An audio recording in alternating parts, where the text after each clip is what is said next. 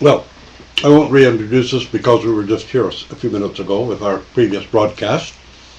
And welcome again to my office and to my clutter. So we're going to talk a little bit about Bible studies. I think we did mention this before, didn't we? When we talk about Bible study, personally I don't like to use the expression even, because it creates a certain picture or image in people's minds.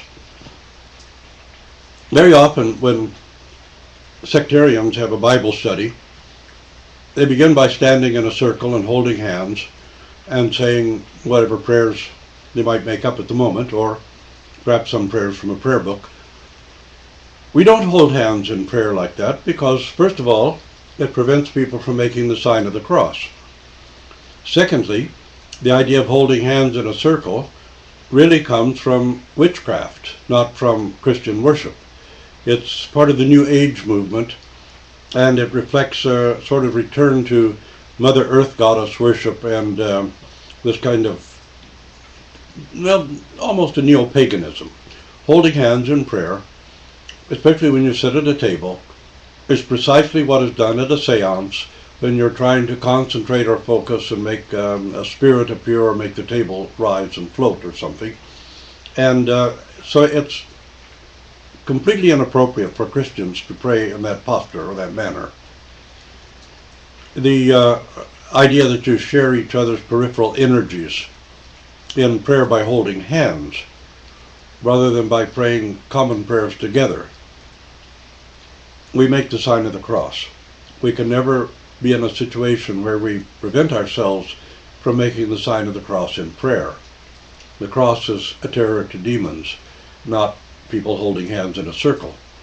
But in the Bible study itself, very often the Bible study consists in people giving their opinion of what a verse of Scripture means.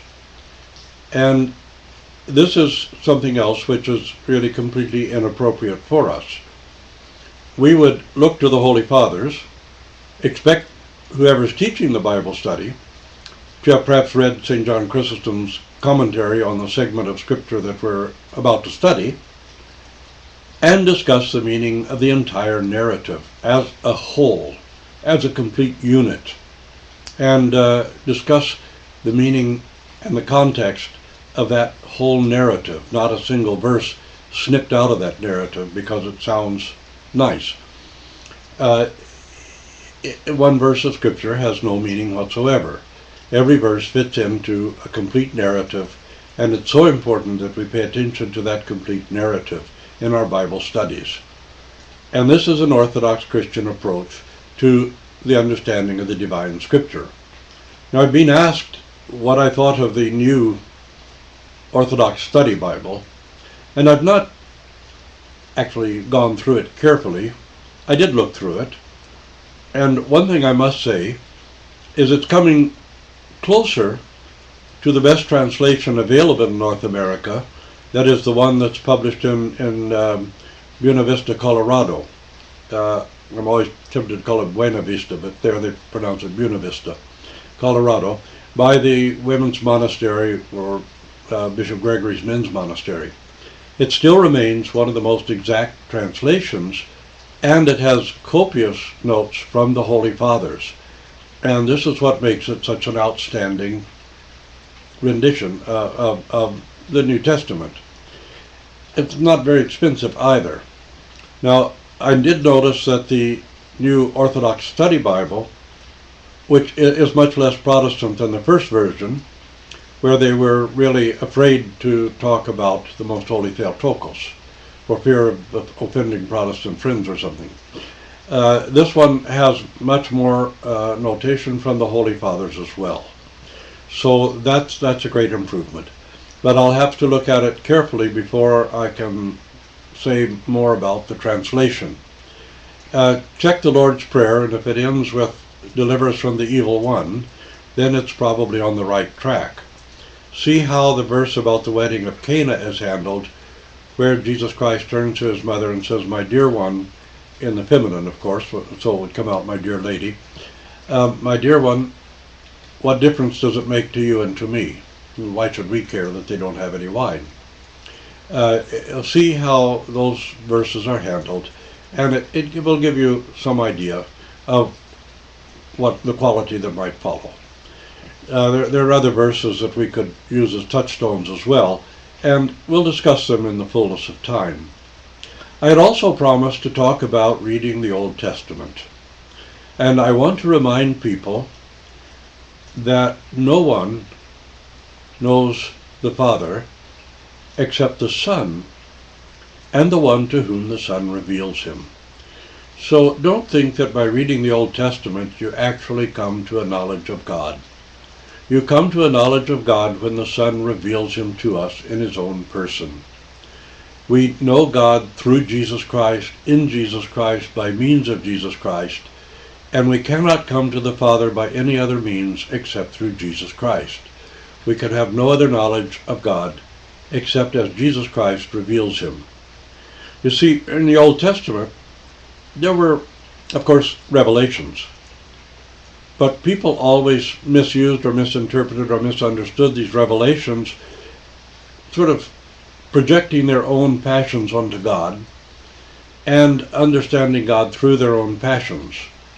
So the holy prophets then came and gave us a more full revelation, trying to unfold more clearly the understanding of God, reminding people that Israel had a spousal relationship with God, not a legal agreement or a treaty, and that it was the fulfilling of that spousal relationship, of that love for love, trust for trust, that was the real calling of Israel, and not fulfilling just a law or a treaty. So love and trust were really what was being called for. And the prophets revealed a great deal of that to us. But if man had been able to come to a full comprehension and to be saved by the law or this treaty, then Jesus Christ, God would not have been incarnate in Jesus Christ. God the Word was incarnate in the flesh to see us face to face and to straighten out our understanding and misunderstandings about God and about what was really expected for our salvation.